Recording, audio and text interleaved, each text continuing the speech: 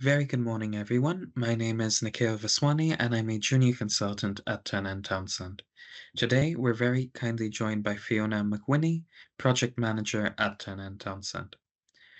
This is a retrofit information, support, and expertise event, which is fully funded by the Department of Energy Security and Net Zero, and is delivered by Turner& Townsend. Thank you, and over to you, Fiona. Thank you so much. And what a wonderful and kind welcoming. I'm looking forward to engaging with everyone today and helping to shed some light on retrofit project planning. Today, we're going to talk initially about retrofit projects, the project plan versus a project schedule. They are two different things. And 8 steps for retrofit project planning. I call them my pieces of 8, kind of like the good old pirates did in their day, but it's just really 8 steps that will help you ensure that you're planning your projects in a way that is going to be sustainable and able to be picked up by someone else should you win the lottery tomorrow. And then at the very end, we've got some links to resources and future training coming up. So, retrofit projects. Project management at its very core is a defined set of activities. It has a start, it has a finish. Um, Things happen in the middle, and once you reach that finish point, you realize what it is that you had set out to achieve, what your objectives were, so that the benefits of the activity that you're doing are realized, as in created, become a living, breathing thing on their own. It could be, an IT project, it could be something related to construction. Obviously, retrofit is what we're about to talk about today. There are projects in research that, they end name as a project that you're managing for IT. You just have different activities that you do in the middle, but all of them will have an initiation. So something where someone has had a bright spark of an idea and said, right, I think we need to do this. We need to add this to our normal day to day processes. So let's kick off activities to make sure that this is part of our BAU being business as usual. So you have your initiation, might be a business case, might be a technical execution plan. It could be a whole raft of things that you set up. You then plan for what it is that you're going to deliver. So you take that business case or that execution plan and look at it and go, rightio, what do we need to mobilize and to make this a reality? You execute those activities while you're delivering the the activities to reach your benefit at the end. You're monitoring and controlling the project. You get to the closure, you do your lessons learned, you hand over to the people who are going to sustain whatever it is that you've been delivered, and you reap the rewards or realize your benefits at the end. There are lots of different roles within a project team. Obviously, project manager is going to be the one who leads the tasks, but they'll be working under a senior responsible officer. So the project manager, although they're head of the activities that are going to be carried out, the project manager is a temporary role. The senior responsible officer is the person who owns the project and will own it off into the future as well. You'll have support officers within Retrofit, you'll have resident liaison officers, contract manager, legal advisor, you'll have a surveyor, which is usually part of the retrofit coordinators team, a finance officer, a procurement manager, perhaps. You don't necessarily need all of these roles. These are just some that can be included in a project team.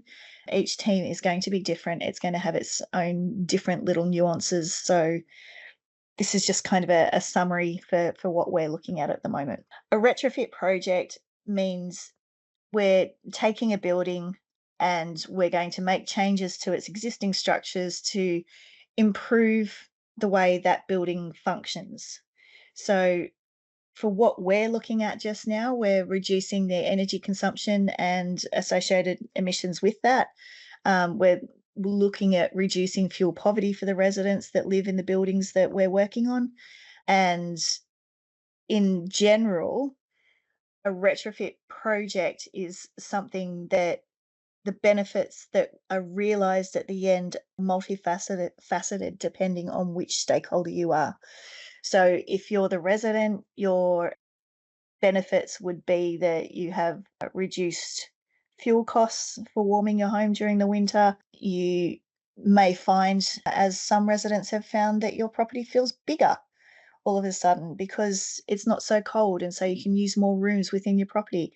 They are real tangible benefits that um, part of the program that we're all delivering collectively in the retrofit world. You will find that your local authority or the housing association that you're working for or working with, or the charity perhaps that you're working with, the benefits to them is not just happy, healthy residents who have reduced expenses and are able to sort of improve their living, but you've got an asset that has an extra length added to its life. So that's a secondary tangible benefit. So you've got your residential um, people benefit that can be realized, that you can, mark a note of this is what this resident said and this is how they feel about the works that we've done. But then you've also got the life of the building is going to be extended by the measures that you put into place as well. Other stakeholders might be the executive or the local politician. The benefit realised to them is happy, healthy residents, buildings that are going to last longer, and delivering something to their community that means there are improvements there that make society function better and give people the opportunity to feel heard and to be, happier, engaged people within their local community is not the word that I'm looking for, within their local area. When retrofit goes wrong, though, when a retrofit project doesn't run the way that it should or could, we can get some really big, nasty results. So these these photographs are from separate projects that have failed.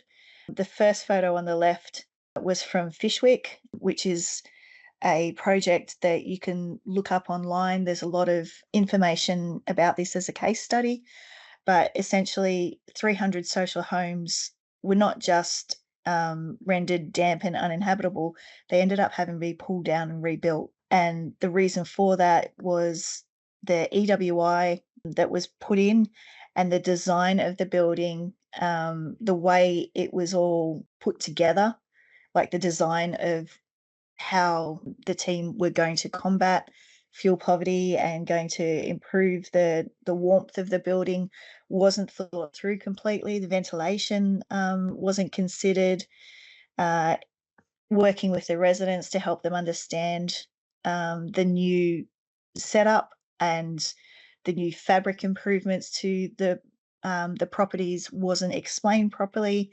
Damp became an issue.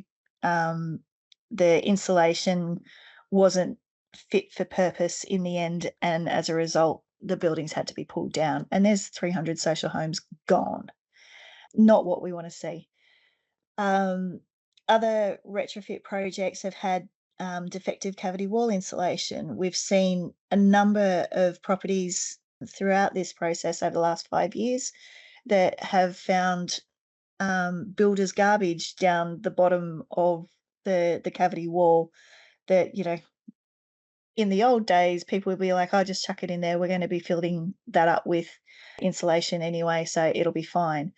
But it hasn't been fine. That garbage has then, shrunk or decomposed or whatever, leaving a hole in the bottom of the cavity area, allowing damp and mold to get in. And again, same sort of issue. That's something that's happened in thousands of properties across the UK, not just England. Another retrofit project saw 104 homes rendered damp and inhabitable due to inappropriate use of EWI. So the EWI that was installed, technically, yes, it's external wall installation, but it wasn't fit for purpose in that area, that climate. So the result of that project was again, social housing had to be uh, deconstructed, pulled apart, redone. People moved into other properties because the material that was put on the outside of the building wasn't structurally sound for that particular climate. You think that, EWI is just slapping some stuff on the outside of the building and it should be easy regardless of where you are. But at the end of the day, if you don't factor everything into your project, if you don't consider the risks, if you don't have the right advisors working on it, so your retrofit coordinators really need to be experienced retrofit coordinators who um, have really gained industry knowledge and understand design of a retrofit project to make sure all the steps throughout the activities are being followed.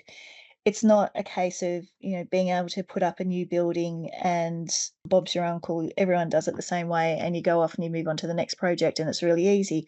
Retrofit is difficult. It's complicated. Every single property is different. Every single resident is going to use their property in a way that is different from their neighbours. People's habits, I guess the one big clincher when it comes to retrofit, you'll have people that have got stuff stored in the roof when you need to go in and do insulation. What are they going to do with all the items that they have stored up there? You need to help them find a solution for that. They may have put a stand to on the side of their building, so a temporary structure so that they have like a mini greenhouse type thing. Well, that's going to affect your EWI, isn't it? How are you going to move that structure so that you can get your EWI in without causing too much disruption for the resident? There are lots and lots of things that are got to be factored in when it comes to retrofit. So, getting past the nightmares that can be of a retrofit project, looking at a project plan versus a project schedule. So, a project plan is a strategic document. It has objectives and goals at the front of it. It'll have a scope defining the boundaries of the project. Um, you'll have a list of resources. The budget will be in there. So, expected envelope as well as planned cost breakdown structures, budget breakdown structures. You'll have your risk, opportunity, and fraud management elements within the project plan. You'll have your stakeholder management, including the communications plan, not just for stakeholders, but communications plan within the project. So, all your reporting activities. Quality management will be listed in there. So, what standards and procedures you need to follow as sort of legislations and regulations that count in a retrofit project. So you'll be looking at things like Trustmark and MCS and PAS and all sorts of elements that are minimum basic requirements that you have to achieve within a project. That all needs to be listed within your project plan. So people talk about a project plan as being, a plan on a page. A project plan is actually a document that you can read through that is the one guiding place that you can pick up that document, read everything in it, and you know exactly how this project's going to be executed. So it's a text document, not a plan on a page. A project schedule quite often gets called plan on a page as well, but if you're like me and you like to detail out what's in your schedule, you'll end up with 20 odd A3 pages of the breakdown, especially for a 3-year project that we're going into in wave 3. But even in a 1-year project, you really want to get into the detail of your project schedule to make sure you're keeping account of every activity that is going to impact on your delivery. So, your project schedule will have tasks and activities that need to be completed to ensure the benefits are realised at the end. It has a timeline, so start and the end of each task that you'll have listed sort of down the page. So, tasks go down the page, timeline goes out to the side. Dependencies between the tasks and activities. So, if you're going through, say, a tender process, you will define the tender. So, have your definition documents of this is how much we're looking to spend, this is how much time we're allowing for it, this is what we're looking to achieve. And that will form the basis then of your tender documents that will be issued. Once you issue those documents, the people that are going to be responding to your tender will have a set period to respond. After they've responded, you need to evaluate that and then select who it is that you're going to award the tender to, announce that, allow for an appeals period, and then finally sign contracts. Negotiate perhaps before you sign, but that all depends on how you're running your program. So each of those activities can't happen before the activity before it has been completed. So you can't issue the tender documents until you've defined them. That means issuing of the documents is dependent on the definition of the documents. The evaluation of the responses can't happen until the tenderers have been able to respond. So the evaluation is dependent on the response period being completed. To be fair to everybody, it needs to all be completed, it needs to all be evaluated at the same time. So you've got your dependencies, you also have your precedents. Definition of the tenders is a precedent to the documents being issued. So while one's dependent on the other, the first is a precedent to the second. So you should have two columns showing the relationship with all of your tasks and activities will have a number next to it. So number one activity has a dependent of number two, and number two has a precedent of number one. And that's what you fill in those columns of precedent and dependencies. It sounds like, that's just fiddly and red tape, and why would I want to do that? The reason you want to do that is the more complex your project is, the more line items you have, the more tasks and activities, the milestones, even your resource allocations. If you're on your timeline, if for each activity, if you're recording on there what that activity costs, that will help you also see with the dependencies, okay, we need to make sure that next month we've got this amount of money available, because as soon as this activity finishes, that one kicks off. And so we need that money there at that time to be able to fund that activity. Um, I realize that when you are looking at a project schedule, it seems like an awful amount of detail, but honestly, the the more you put into your planning of your project, the better the outcomes will be, because you will know exactly where you are at any point in time in the process. It also means that, again, coming back to the lottery example, because I don't like people getting hit by a bus, but if you win the lottery tomorrow and you head on off to, I'd say, a sunnier country, but the UK's actually been sunny lately. However, if you head off to nicer shores, anywhere, then someone needs to be able to pick up your project schedule and run with your project. So that hand in hand with your project plan will tell them this is exactly how we're going to deliver. And quite frankly, I've had times where I've fallen over sick at work and someone else has had to pick up my project that I'm running with, and I'd much rather see them succeed with what I've set up than to fall over and for it to fail. I would hope that I can impart that within you to make sure that you actually put a lot of detail into these things. As frustrating as it can be, it is worth it in the long run. So, delving into a project schedule a little bit more, because we want to make sure that we get these right. There are tools out there like Project, Excel, PowerPoint that you can use to deliver a project schedule or design a project schedule. But there's also specialized programs available on the commercial market like Trello, Jira, Asana, Rike. If you search for project management tools online, you'll come across other sites like projectmanager.com. That's a really simple tool that you can pick up and use and transfer to other people in other organizations without them needing to have the same software as you. Other elements that come with these commercial programs that you can buy, they'll include things like task allocations. So you can literally click on a button and it'll send an email to someone to say, you've been tasked with this, make sure you get it done, kind of thing. You can also do dashboards and use reporting tools and all sorts of funky, cool things. Having said that, if you use Project, Excel, or PowerPoint, Microsoft have got a bunch of tools that connect in with Power BI and Power Apps, and you can build all of those things there as well, like dashboards and task allocation and reporting tools. It can be done if you've got the resources to be able to write all of that in. As a minimum, though, using any of those tools, you want to make sure that your schedule has a start date and an end date column. Your duration of days is also worth putting in there, because if something gets delayed and a dependency is pushed back as a result of that delay, you want to know, can you still fit that activity in? So a quick check of, that's going to take 20 days, that's going to blow out our timeline completely. Let's find a different way to approach this. Can we squeeze it in somewhere else? The quicker you can get on top of these things, the better. So it's worth doing a duration in days in a column. Dependencies between tasks, we've just spoken about that. Milestones, so major events.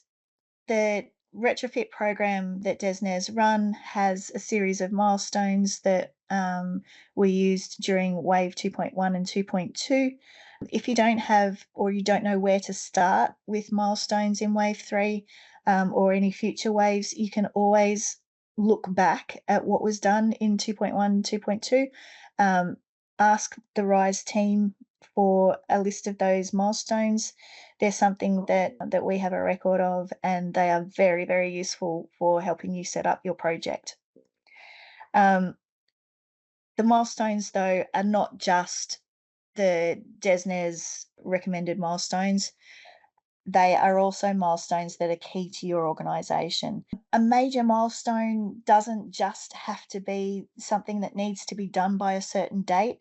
A milestone might be, you've got all of your properties that use oil as a fuel source off um, off using oil and onto using a low carbon heating alternative, or a low carbon alternative method for delivering whatever measure it was that the oil was delivering previously. Yeah, okay, it's going to be heating. But anyway, let's just leave it at that. So that is a major milestone for the project.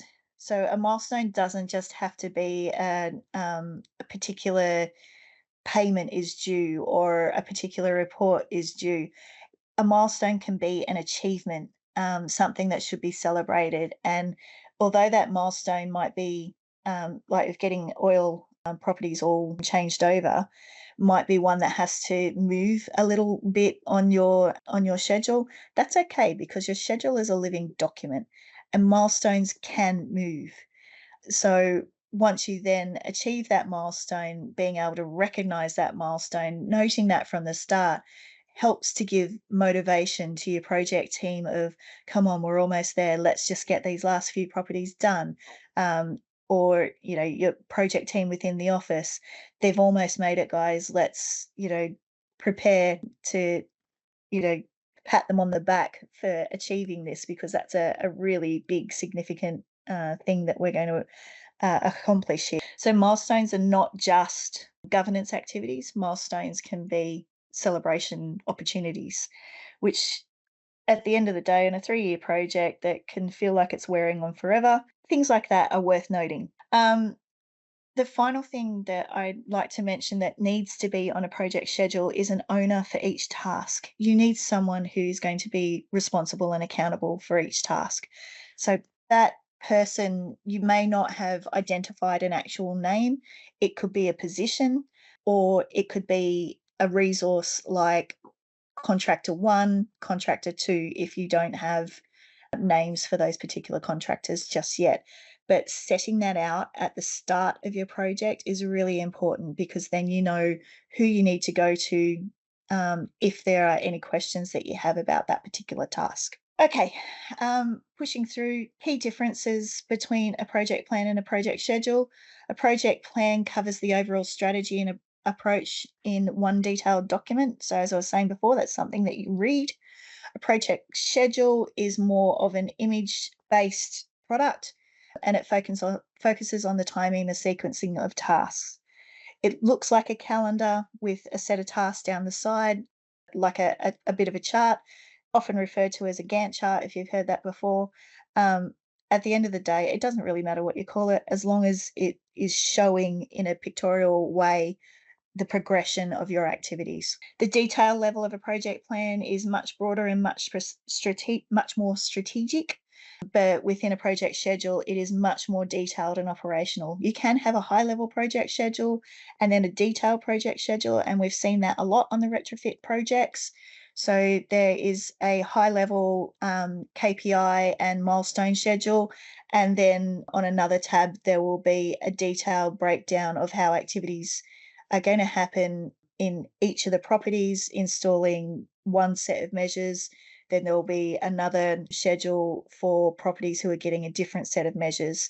And those two different rollouts of measures then reflect in the main KPI milestone schedule at the front, the big strategic one, as delivery of measures in property type 1, delivery of measures in property type 2, and you can see when those activities are going to happen further in the timeline.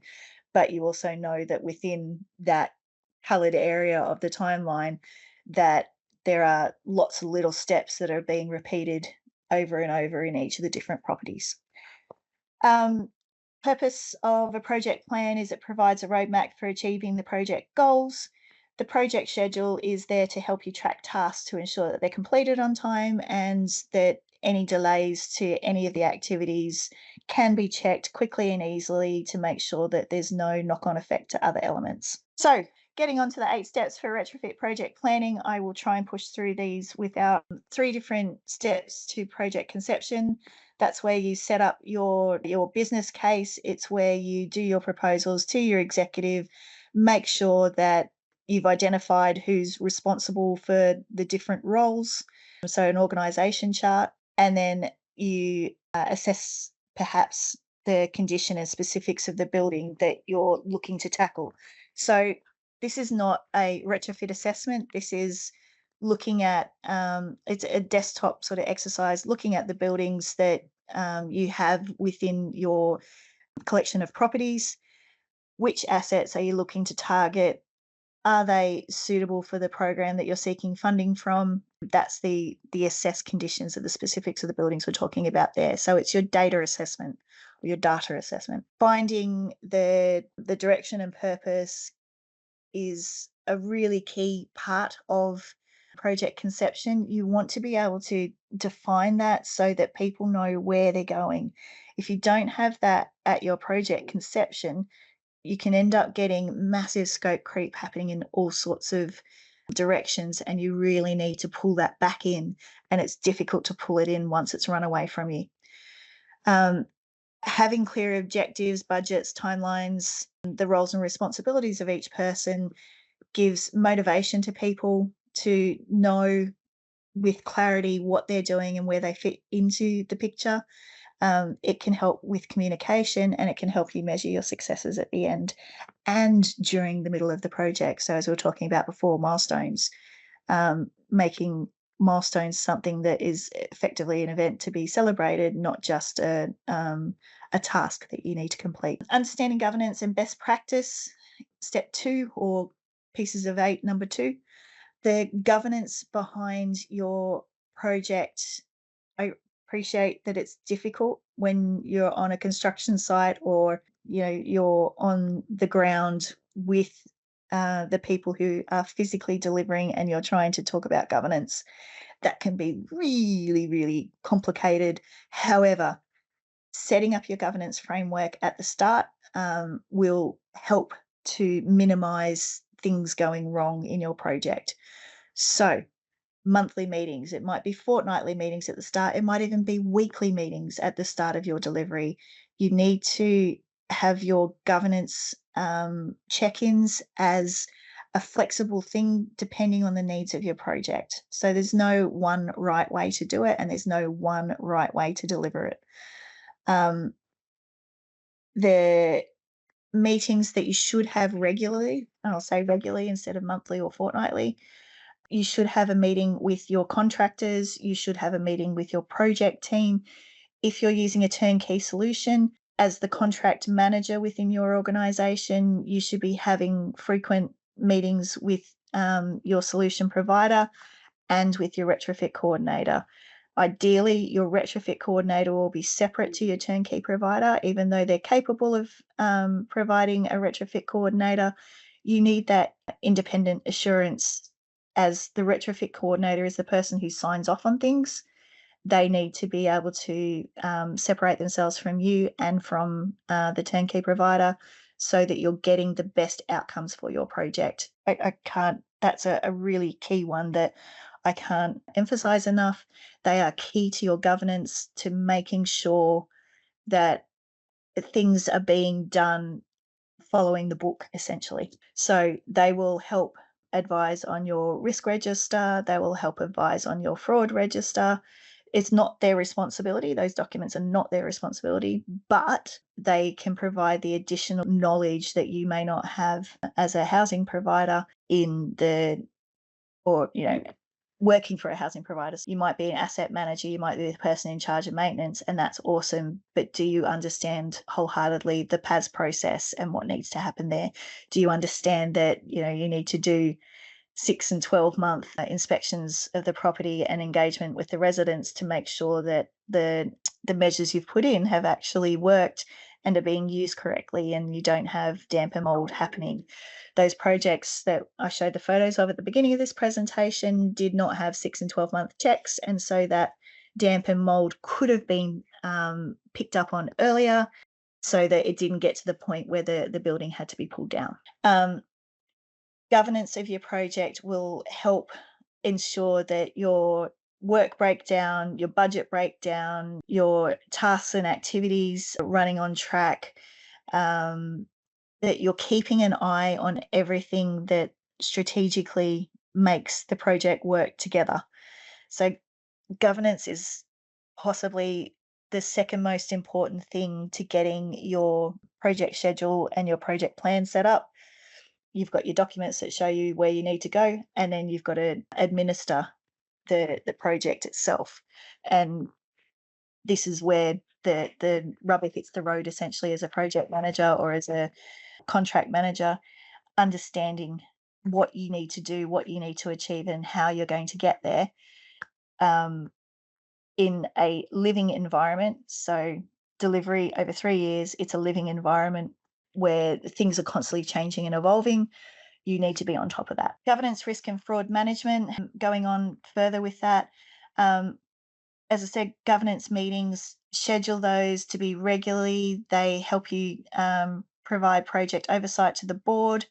You've obviously got your monthly reporting that you need to do to DESNES, and that's, you know, that's been set up for you so that you have a system now where you can record your lessons learned monthly, and your lessons learned don't have to be negative activities. It might be something that you've done that was, you know, really amazing, and you want to make sure that that's done again in the future. Put it in your lessons learned, celebrate it. Your risks will go in there. You'll be able to update your risks if there are risks that, you know, you've got an early warning on that it might become an issue. Then you can record that in there as well as a flag of, we have this on our risk register. We have, you know, this strategy that we're going to mitigate it with at this point in time. It's a watching brief and we don't need to action it just yet. However, we're aware that, you know, there's potential, or the potential for this risk to become an issue has increased. And, you know, it may just be that you don't need to do anything other than keep a watching eye on it, but recording that in the system will help you manage your project much, much better. Budget monitoring, you'll do that through the GMS, DMS systems as well. Your work and resource monitoring. So your work breakdown structure and resource breakdown structure. Work breakdown structure being a list of the activities that you need to carry out. So taking that project schedule and detailing out each of the activities on there down to a finer detail of, you know, it might be you've got installation of measures on a property as your line item on the project schedule, but on a more detailed schedule, looking at, as I was saying before, you might have two different rollouts of measures on different property archetypes. So this property is going to get this set of measures, that property is going to get that set of measures, lining up your activities so that you know that the gas guy can't be in on the same day as the electrician because they call sparkies for a reason. Sparks fly.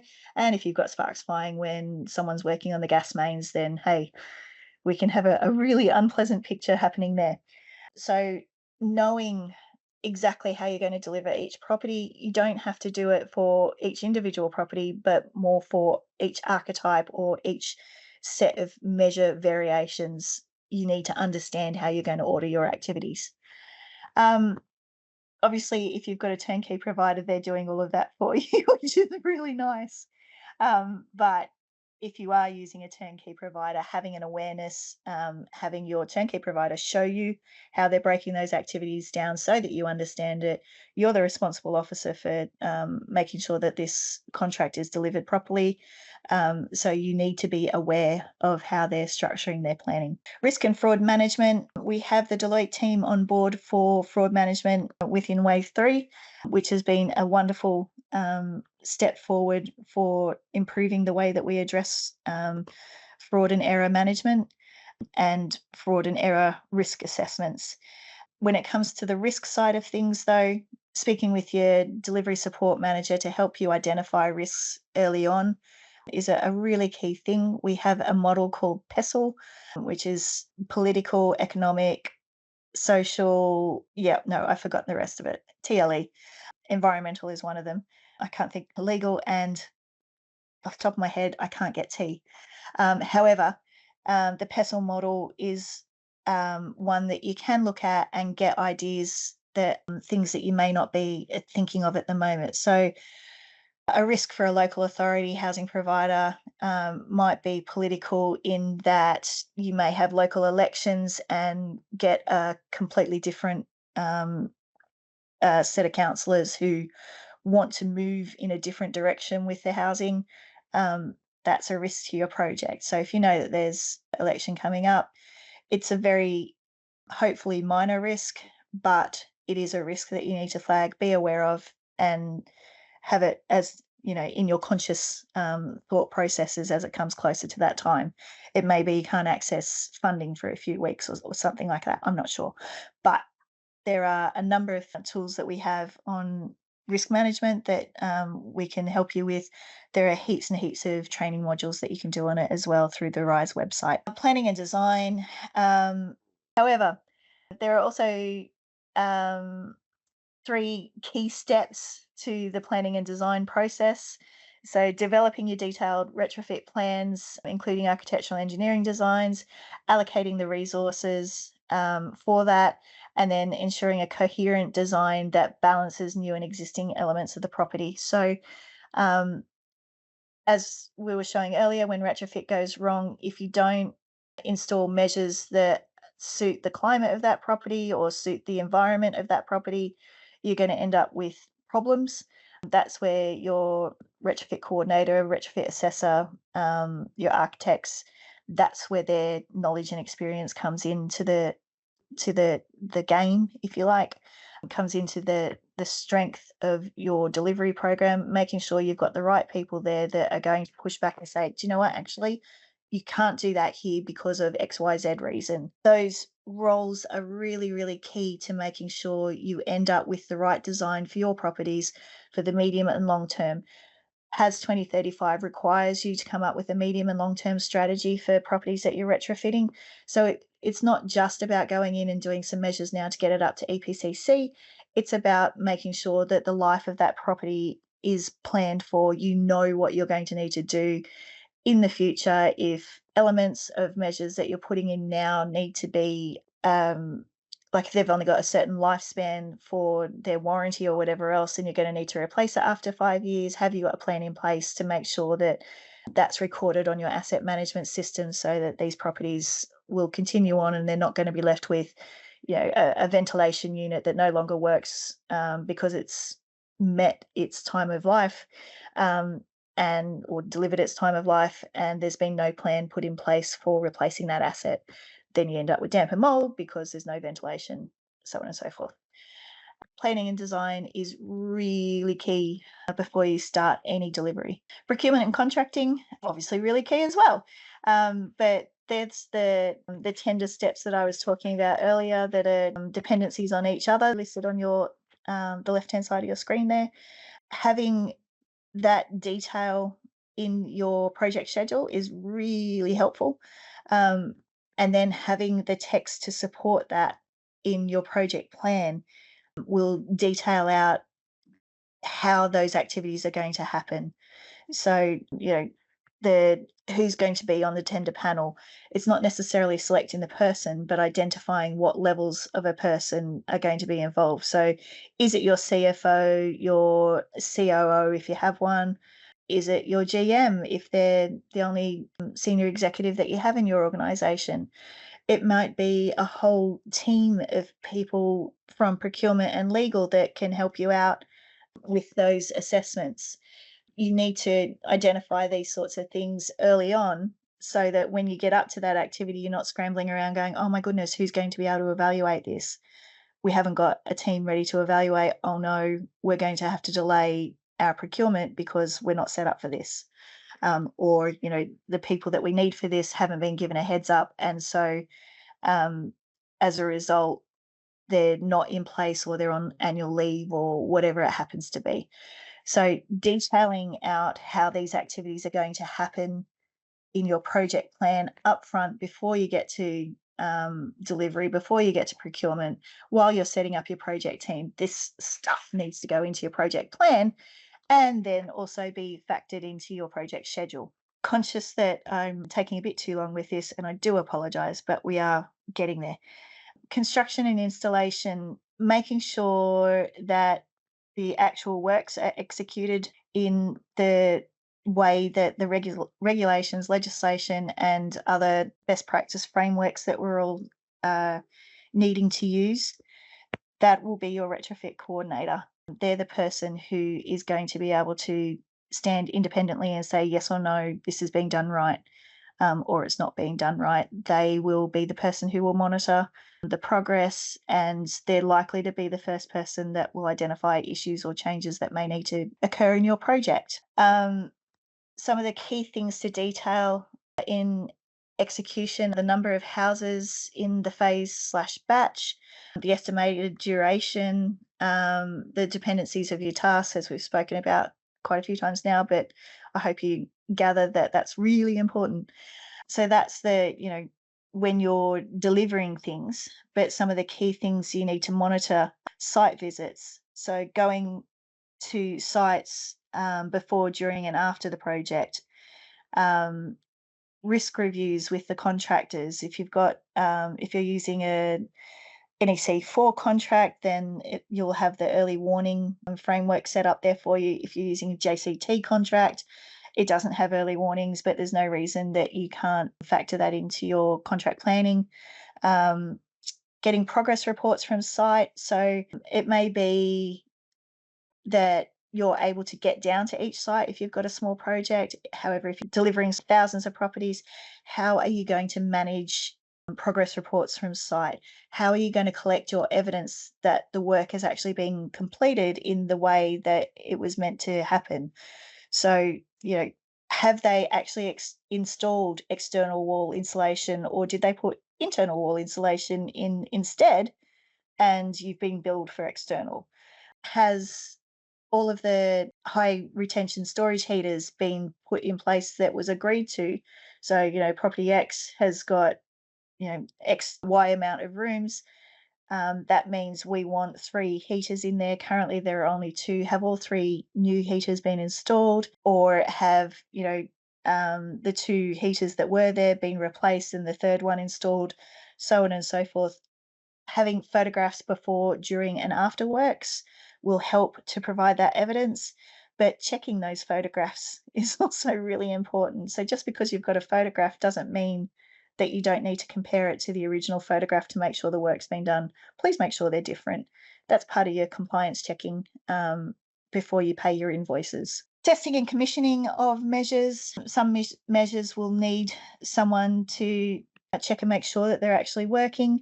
As I mentioned before, you must do a 6 and 12-month follow up on the property to ensure that measures are effective and are actually delivering what they were intended to deliver, that the resident knows how to operate those new measures or how to maximize the use of those new measures to make sure that they're not continuing to feel like they're living in fuel poverty because they don't know how to use the new heating system and they're scared that it's going to cost them too much money. It is not an uncommon thing to come across that. So please make sure that your education around your residents is such that they're not going to feel uncomfortable with the measures that you're installing. So the testing and commissioning, again, will come down to your retrofit coordinator and retrofit assessor. They can be the same person. You may have 2 or 3 coordinators and assessors so that you're able to tackle different areas at different times, depending on how big your project is. You may have a whole army of retrofit coordinators and assessors. The important thing on this testing and commissioning is whoever the retrofit coordinator and assessor were at the start should be the person who's coming back to do the second assessment. So if you've had a change of retrofit coordinator or you've had a change of retrofit assessor, that's okay. There are steps that you can follow to ensure that the handover has been done properly between the two. It is permissible to have different people. It is advisable to have the same person do the initial assessment and do the after assessment. You don't have to do EPC at the start of works. You do need at minimum to do an EPR. So it's basically all the steps of an EPC without lodging it with Trustmark. At the end of the project, however, you must lodge it with Trustmark.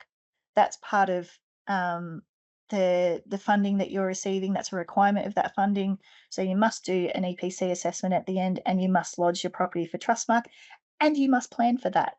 So if you can imagine, there are thousands of properties having this work done on them. It takes time to get through Trustmark. So please factor that into your projects. Make sure that you're allowing time for that activity to happen before the end of your program. Regulatory compliance, we touched on this briefly before, with making sure that activities that you're paying for are actually completed as per whatever invoice you've been passed up. But things like making sure that the invoices are actually HMRC compliant. You can't spend central government funding that taxpayers have contributed to without paying a legitimate business owner. So if they haven't provided you their business registration number on the invoice, if they haven't provided you their accreditation certification numbers, those sorts of things, if they're not listed on your invoice, if you've just got a piece of paper that says Joe Blog Services, 50 retrofit houses completed with agreed measures, cost is 100,000 quid, and that's it, I would suggest you need to push back and get a proper invoice from them so that you can pay against that, because that's just not going to stand ground when it comes to HMRC later on. HMRC operate outside of this program, but they will give you a lot of grief if you don't get that kind of stuff right. So that's not something that we're telling you that you have to do. That's something that we're saying, be aware that you've got other obligations to other stakeholders outside of your funding that will be impacted by this work. Project closeout. Probably the single most missed element on projects, and in particular, probably the single most element, it's not even probably, it was the single most missed element on schedules during the Wave 3 bids. Project closeout is not just, hand over to BAU. It's not just lessons learned. You should be doing lessons learned regularly throughout your project. As soon as you learn the lesson, or as soon as you identify something that is a success that needs to be recorded so that you do again, that's when you should be recognize your lessons learned. At the end, though, you write up those lessons learned. You make sure that information is available for other people to utilize in the future. You may not do the next rollout, you may not be involved in the next wave, and all of your learnings during this wave will then potentially be lost if you haven't made sure that you've written that up. Um, Ensuring all your contractual obligations are met and signed off, final inspections and documentation. As I mentioned before, the 6 and 12 month resident engagement that you do after installation of measures under PAS mean that potentially your BAU team, so business as usual, quite often your business as usual team is also the majority of the project team. That's very, very normal, but please make sure that you're actually handing over processes by making sure the asset register is up to date, show that these properties still need their 6 and 12 month inspection after the project has been closed down. So there will be steps that need to be followed. There may be additional installations that need to happen later on as part of the medium or long term plan. It may be that you do your airtight testing, um, scheduling in. So during this wave, with your planning, your medium to long term planning for the property that you need to demonstrate, you will need to demonstrate that you have a strategy for airtight testing. So please make sure that's included on your asset register, because that's an activity that, like asbestos testing, needs to be done. Detailing out, sorry, your project closeout activities can be really difficult to picture at the start of a project, but if you've done one, if you've done a Retrofit project previously, it could be HUG, it could have been LAD, SHDF 2.1, 2.2, demonstrator, any sort of major asset management that you may have done. If you think about what it was like to finish up, to wash up, to make sure all of the loose ends are all tied off and everything is completed, that's the activities that you need to include at the end of this project. Um, I'm not going to go further into that. You've got this slide now, and you're able to pause it and go through this in detail. Project closeout needs to be identified so that you're preparing anyone who may pick up the project towards the end. They know what they need to do. They know what was in mind early on in the project. It is a 3-year delivery. You don't want it to fall over at the end because you haven't given the person who finishes out the project advice on what needs to be done. Very quickly, good project schedule. There's a task on the left-hand side, who it's assigned to. There's a start date there, the days that it's going to take to complete each task. As I mentioned earlier, you may include the budget in each line item and how many properties you're going to tackle within that line item. If this is your high level milestone type, KPI type of schedule, that high level one I spoke about earlier. And then, you have another page with your detail of archetype 1, archetype 2, measure set 1, measure set 2, whatever it happens to be that you want to call those. Those detailed ones can be on other tabs, but the high level project schedule should look something like this. And keeping in mind, this is one milestone description that we've got there, and that's not all of the activities that are listed within that particular milestone. You can see the dependencies there where it shows a drop down, one task can't start until another one's finished. That can also, you can putting arrows in visually displays it, having an extra column there to say, task 1. So scheme 1, task 1 is scheme 1, task 2 is dependent on scheme 1, task 1. You can have a column that details that out as well. It is also good to have a column down the left-hand side that puts a number against each task so that you don't have to detail it out like that, where you can say task 2 depends on task 1. Much, much easier. Defining your milestones. There, as I mentioned earlier on, there are lots of different milestones that you can have. There are delivery milestones that the department have defined for previous waves that you can utilize. They help to motivate people for, we're almost at that milestone, or what can we do to make sure that we're not having to push that milestone back. It can be a really good tool for helping to motivate people. It can be a really good tool for communicating to your stakeholders, to your project team, keeping everybody on track. It can be also really good for risk management. So milestones in your risk register are a beneficial thing so that you can see, okay, if this milestone isn't met, the impact on our project is going to be XYZ. Okay, we need to pay particular attention to this milestone to make sure that it's achieved. So in your risk register, having your milestones listed, it sounds ridiculous, but it actually can be something that you can monitor and keep a track of. It could be that it's all green and that's okay. But if you do a risk assessment on them and find that whatever milestone is going to be red across the board, then that's potentially something you might want to track and keep an eye on to make sure that down the track you don't find yourself unable to complete that milestone. Dependencies, as I mentioned before, this is a much more detailed schedule. There's your tasks on the left-hand side, linked from, linked to, or dependent on precedent tasks. So you can see right up the top here that task 3, CRS development, is dependent on task 2. And then when you look at task 2, you can see WBS development has a dependency of task 3. Again, dependencies showing how they can drop between different keynote activities. So you've got governance at the top, design, procurement as your major headings. Different colors help to see different interactions in the different major steps in your program. So governance being blue at the top here, design being green, procurement being grey. You can see that there are governance activities that impact and must be completed before some of the green activities can start, before some of the grey activities can start.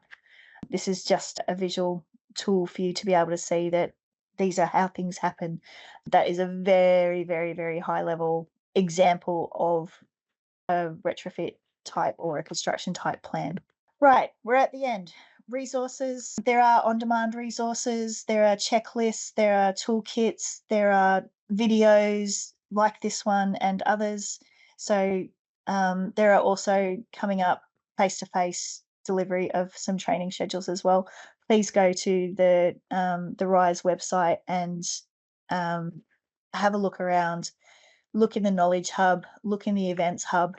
Both of them will have really, really good tools that you can use there. We've been delivering this stuff for 5 years now. There is a wealth of information that has been generated that may just be the exact thing that you need to read and understand. So please have a look around. Please, by all means, reach out to the Rise email address, or you can jump onto the Rise website and fill out a contact form. They will always be able to reach out to me to further provide advice, but we also have a really good team of specialists, not just in project management, but also in retrofit measures, in the policy, in resident engagement, in procurement. We have a specialist support team that is here ready to assist you should you require it. Talk to your delivery support manager if you're in one of the waves. So if you're in wave 3, it's your delivery support manager. If you're in wave 2.1 or 2.2, then it's your SPOC. Reach out to them and they can reach into the specialist support team that we have at Rise, and we can engage with you and help you through whatever challenge it is that you're facing. Thank you so much for your time, and here's to delivering some warm homes to really help other people in our communities. Thank you.